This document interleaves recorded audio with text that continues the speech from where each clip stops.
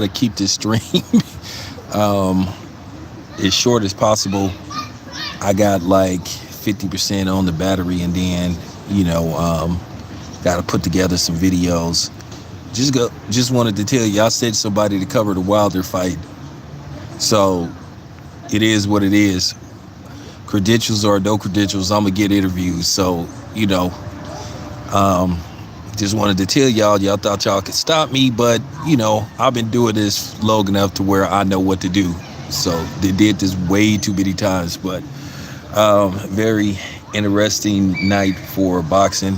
I mean, you had Devin Haney in another dominant performance of George Kambosos Jr. And I'm going to talk about Devin Haney later on, what's next for him.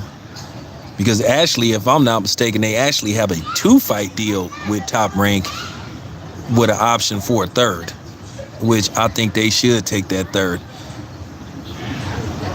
Yeah, he did. Yeah, he did, LB. Man. Man, Robert Helenius was looking like the Undertaker. Like from all they needed to play was that music that the Undertaker, his ring entrance music, and they would have been saying, out the Wilder look. Wilder still got that power. He still got that Thanos power.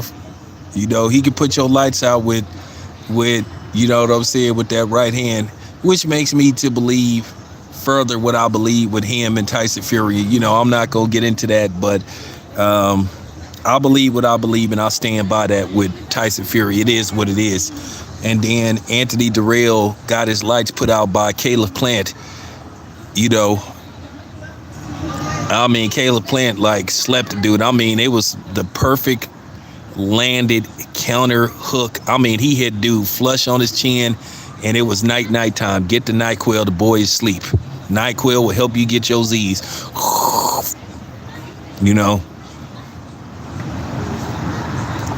So, Alicia Baumgartner, I'ma just be cool. You know what I'm saying, Davey. You know what I believe. I believe what I believe with the Tyson Fury fight, and I'm not gonna change my stance. I do believe what I believe.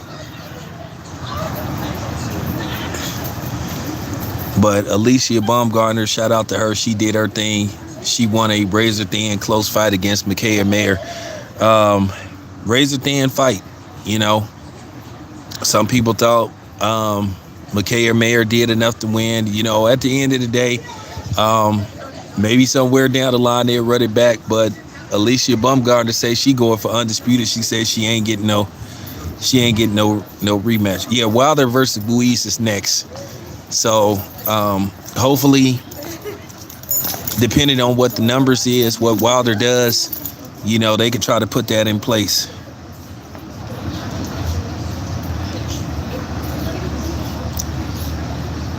I know. He said he'll never get beat. Man, don't say those stuff like that. He jinxed himself, man.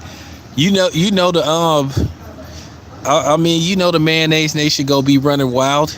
You just got to keep that shit to yourself. You got to say that later on. You got to wait till after it was over. But now I'm gonna say something though. Caleb Plant, I don't have nothing bad to say about Caleb Plant, because when I first started doing interviews, Caleb Plant was one of the first people that I ever interviewed, if not the first person. So, and Caleb Plant has always been cool with me. So I don't have no problem with Caleb Plant. He won fair and square. As far as Anthony Durrell go, that one is gonna hurt. That one is gonna hurt. That one is worse than what happened to his brother Andre Durrell when he fought. Who was that? He fought Arthur Abraham. When Arthur Abraham clearly hit him when he was on his knees, and then he got up, and when he came to, he was like, "I lost, man," and he was like straight boo-hooing, man. And they was like, you didn't lose, man. You won. I mean, he was crying, hella, I lost, man. I was like, damn. But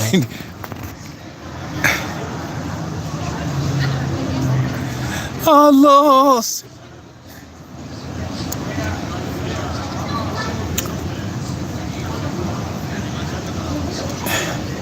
I hope we can get that fight, man. I hope we can get that fight, man. I hope we can get. All I can say is Caleb Plant versus David Benavidez just got more interesting because that was I cannot lie, that was a sensational knockout. It was a sensational knockout. I'm talking about that's gonna be a knockout of the year candidate. And then Devin Haney beat the hell out of George Kambosos Jr. Twice. Basically, do you know Devin Haney is the only undisputed champion that had to come back to where he won the belt and defend his title, which means Kambosos Jr., they wasn't trying to really make that fight. They just didn't think Devin Haney was going to sign off on it. So, at the end of the day, we got the fight, so it was cool. But Devin Haney, the question is with Devin Haney is, I think my own personal opinion, I think Devin Haney is done with 135. I think Devin Haney should move up to 140. I think, like I said before, he'll grow into his man body. He'll get his man strength because he wobbled Kambosos. He was one or two punches away from ending that fight. And I just think, I know Lomachenko is an option for Devin Haney. I just think that Devin Haney should tell Lomachenko, if you want to fight me, you got to fight me at 140. Devin Haney proved that he's the A side now. Now, if he gets the Lomachenko fight, more than likely, like I said, that fight will either be in Las Vegas or New York. But I thought Devin Haney was very dominant. Now, he got hit a little more than he did in the first fight, but he took some chances. He wanted to prove that he can, brawl it out, and he outbrawled Kambosos. Kambosos Jr., that was his only chance of winning against Devin Haney. He knew he couldn't outbox him.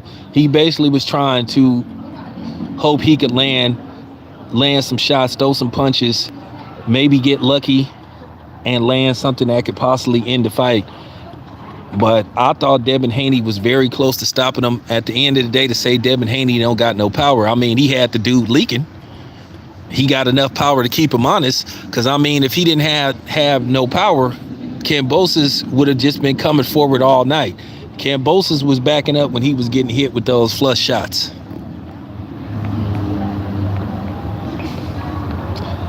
And I mean, Devin Haney fought a great game plan. I wish he would have tried to attack the body a little bit more. I think if he would have tried to fight him a little bit more on the inside, I think he would have weakened him, which would have set up a big shot down the line, and that probably could have ended the fight. But I thought Devin Haney fought an excellent fight. I thought he did what he needed to do to win. They probably resting right now. It's been a couple of hours since the fight ended. So Devin Haney probably packing and probably getting ready to head to the airport, because it's like about 6 o'clock out there. It's like 6 p.m. out there. They probably want to catch like a red-eye flight or something, which would be which is a red-eye flight out here. But they probably gonna try to catch a late night flight, maybe catch like a 9 or 10 o'clock flight, which will take them back to the States and everything. But I was really impressed with Devin Haney's performance. And Devin Haney proved that he can fight an exciting fight, which he always fought good fights anyway. That's just a myth. We already know that's just a fake label they like to put on fighters that have melanin in them. And that's all. And I thought Devin Haney did an excellent job. So, and as far as Carissa Shields go, I just got to say something. I'm just going to be completely honest. I thought the broadcasting was absurd.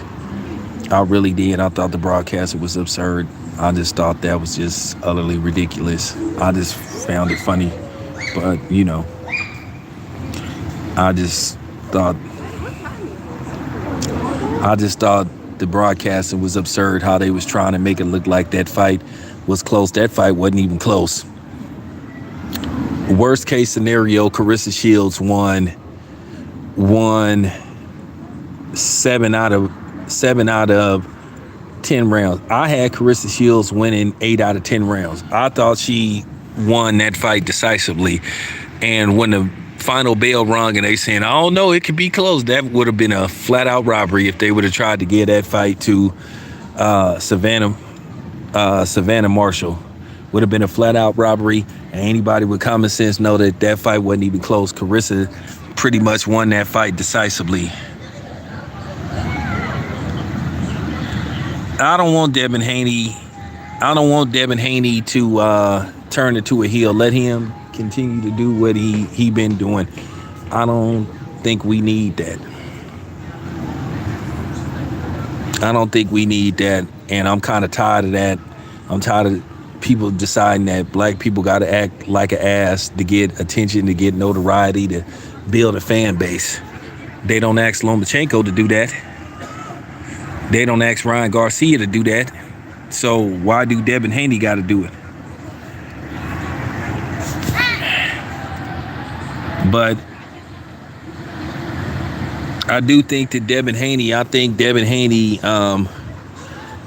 just think he should move up. That's just my own personal opinion. I think Devin Haney should call it a day with 135. I think he's done everything he could do at 135. He proved it.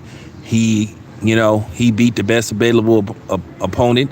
He had a successful title defense, and I feel like he legitimately earned a spot in the top 10 pound per pound list. Now, for people that's going to come on here and say, well, who did Devin Haney fight to get pound per pound status? Well, like I said before, who the hell did Lomachenko fight to ever be considered the number one pound per pound fighter via ESPN? Everybody know that was cap. It was cap.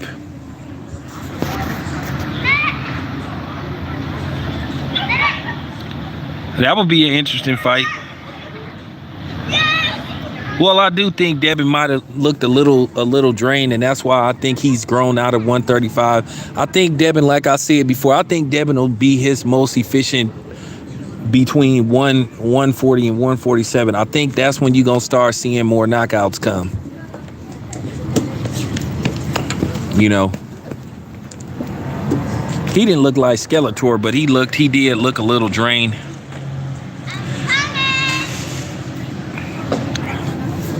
Uslik probably somewhere thinking to himself, oh boy.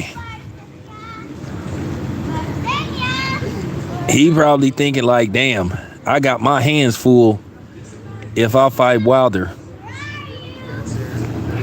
Which he will have his hands full.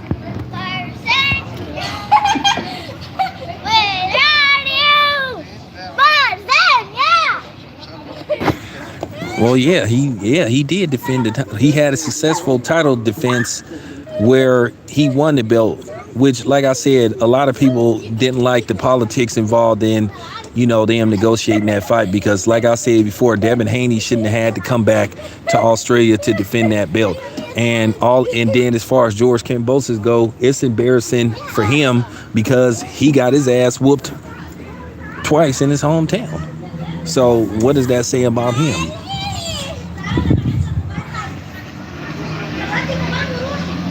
What does that say about him?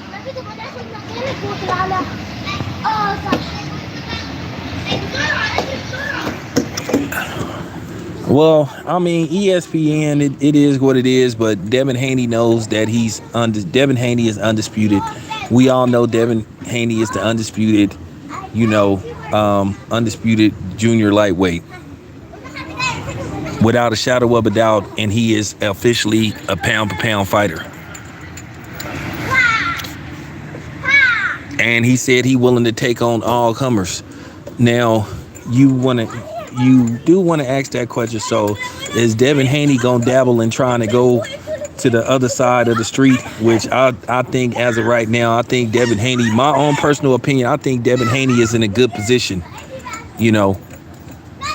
I'm not gonna tell him what direction to go, but I think myself personally, I think he in a good position. He could write his own ticket. He could write his own destiny. And eventually he could, he going to be able to write big checks.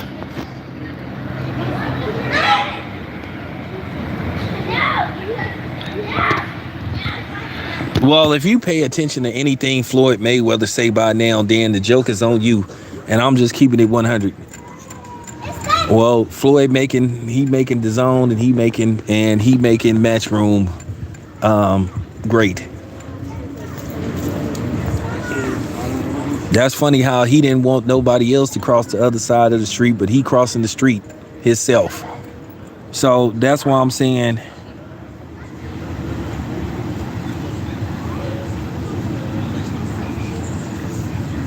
so at this point, you shouldn't even pay attention to nothing that comes out of Floyd Mayweather's mouth, because we all know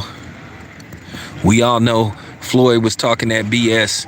Like I said, when he gave that interview with Fight Hype, which I don't even want to get into that. All I can say, Floyd is full of it. I think he knows it, and I think most people with common sense, he's sitting up saying his people didn't back him up when they threw some flowers at him. Instead of handing, well, you know what, holler at your people, Gucci. Since you care about Gucci more than you did your people. So go holler at Gucci. Tell Gucci to ride for you. Or tell you know what I'm saying, the Blue Gang to ride for you. Tell them the All Lives Matter people that you know was defending to go ride for you. I appreciate that, man. Look, Tim Bradley, I wish he would stop doing that. I wish Tim Bradley would stop doing that, because it get to the point sometimes Tim Bradley be embarrassing himself. Because, you know, I don't even see how he could sit up there with a straight face and try to make people believe that fight was close. Do anybody that's listening to this stream thought that fight was close with Carissa Shields and Savannah Marshall? At best, Savannah Marshall won maybe 3 rounds. And that's being kind of generous. She had periodically moments in that fight, but for most of the fight, she just didn't do much of anything except try to land hard shots whenever she can get Carissa Shields up against the ropes. She got outboxed thoroughly, and even when they was in the middle of the ring, Carissa Shields would start letting loose those combos. Look at the connect. Look at the connect rate. It wasn't even close. Like I said, that fight wasn't even close. Just like Devin Haney and George Kambosos Jr. Devin Haney landed over 200 punches. They saying that Kambosos only landed 76 total punches.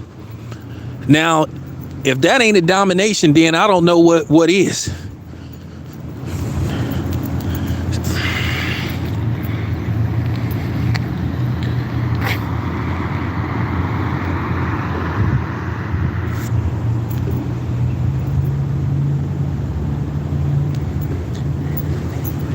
I gave Kambosos two rounds in that fight. He still got dominated. Even though the first fight he lost every round, but he didn't take the type of punishment that he took.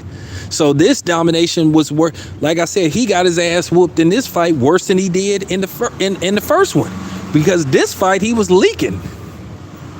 So, it is what it is, man. But anyway, be home in an hour. Got to load some videos up. Stay tuned. We gonna do this again. Appreciate y'all tapping in. This your boy Town Biz. I'm out.